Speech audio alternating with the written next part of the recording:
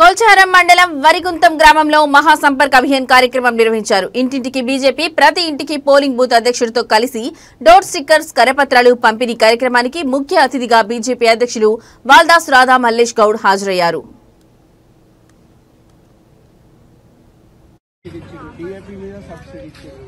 మళ్ళా ఇప్పుడు ఒక 5 రైతులు కలిసి ఒక అప్లికేషన్ పెట్టుకుంటే ఒక ట్రాన్స్ఫర్ ఇస్తుండ్రు. ఎవ్వరు పెట్టుకుని 5 రైతులు కలిసి అప్లికేషన్ పెడితే ట్రాన్స్ఫర్ ఇట్లా గ్రామాలలో ప్రజలకు ఏం చేసిండు అనేది. ఇప్పుడు డాక్రా మహిళలు ఉన్నారు కదా, డాక్రా మహిళలకు లోన్లు ఇస్తున్నాడు. ఇప్పుడు మొన్న మనకి అందరికి 2,000 రూపాయలు వేసిండు తెలుసా. నిన్న మొన్న సంవత్సరానికి 2,000 వేస్తున్నాడు. అది పర్మనెంట్ వస్తాయి. ఒక్క గుంట ఉండని 5 గుంటలు ఉండని 5 ఎకరాల లోపల ఉన్న వాళ్ళకి ఇస్తున్నారు, 5 ఎకరాల భూములకు లేదు.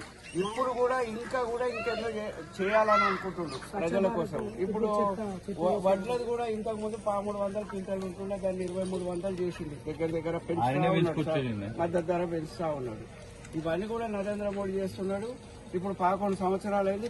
11 సంవత్సరాలలో దేశంలో కూడా రహదారులు ఇప్పుడు మన అది రోడ్ ఉంది కదా కొంచెం, అది 4 లైన్ రోడ్ అవుతుంది. చాలా పెద్ద రోడ్ అవుతుంది. ఆల్రెడీ డబ్బులు శాంక్షన్ అయినాయి, అకౌంట్ లో డబ్బులు కూడా ఉన్నాయి.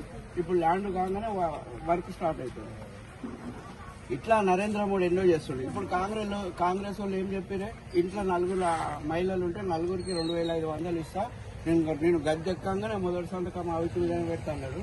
మళ్ళీ ఎవరికైనా ఆడపిల్లు ఉంటే 1,16,000తో తులం బంగారం ఇస్తామన్నాడు. అది లేదు.